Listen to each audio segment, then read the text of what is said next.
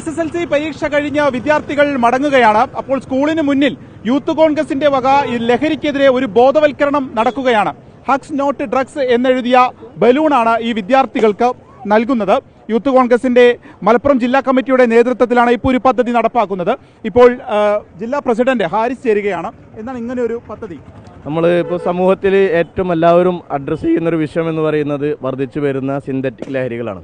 ഇപ്പോൾ ജില്ലാ യൂത്ത് കോൺഗ്രസ് കമ്മിറ്റിയുടെ ഭാഗമായി 100 ദിന ക്യാമ്പയിൻ സ്റ്റാർട്ട് ചെയ്തിരിക്കുകയാണ്. ഇപ്പോൾ നമ്മൾ ചുമരെഴുത്തുകൾ കഴിഞ്ഞു. ജില്ലയിൽ 50ഓളം ചുമരെഴുത്തുകൾ കഴിഞ്ഞു. ഇപ്പോൾ 2ാം ഘട്ടം എല്ലാ സ്കൂളുകളിലും, പ്രത്യേകിച്ച് ഇന്ന് SSLC എക്സാമിൻ്റെ അവസാന ദിവസമാണ്. അപ്പോൾ അവരെ ഒരു പരീക്ഷ ചൂടൊക്കെ കഴിഞ്ഞ് ഇറങ്ങുമ്പോൾ ലഹരിക്കെതിരെ പോരാടാനുള്ളൊരു ബോധം കൂടി അവരുടെ ഉള്ളിൽ കൊണ്ടുവരിക എന്നുള്ളതാണ് യൂത്ത് കോൺഗ്രസ് ആഗ്രഹിക്കുന്നത്. അനവധി പ്രോഗ്രാം ഇനി മുന്നോട്ട് പോരാ. ഹഗ്സ് ആവാം നമുക്ക്. അതെ ഒട്ടനവധി പ്രോഗ്രാമുകൾ ഇന്നിപ്പോ മലപ്പുറം ജില്ലയിൽ എത്ര സ്കൂളുകളിലുണ്ട്? ഇന്ന് 10 സ്കൂളുകളിലാണ് നമ്മൾ സെലക്ട് ചെയ്തിട്ടുള്ളത്. എടപ്പാൾ മുതൽ ജില്ലയുടെ മറ്റൊരറ്റമായ നിലമ്പൂർ വരെ. അതിൻ്റെ ഇടയിൽ മഞ്ചേരിയിലുണ്ട്, വണ്ടൂരുണ്ട്, കോട്ടക്കലുണ്ട്. അങ്ങനെ 10ഓളം സ്കൂളുകളിൽ ഇന്ന് ഇതുപോലെ നടത്തുന്നുണ്ട്.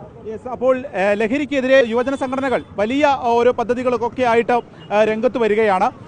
ഇപ്പോൾ SSLC എക്സാമിൻ്റെ അവസാന ദിവസമായ ഇന്നും ഈ ഹഗ്സ് നോട്ട് ഡ്രഗ്സ് എന്ന് പറഞ്ഞ് ആ ബോധവൽക്കരണത്തിന് ആക്കം കൂട്ടുകയാണ് യൂത്ത് കോൺഗ്രസും. അർഷകനൊപ്പം വിപിൻ സി വിജയൻ, 24 മലപ്പുറം.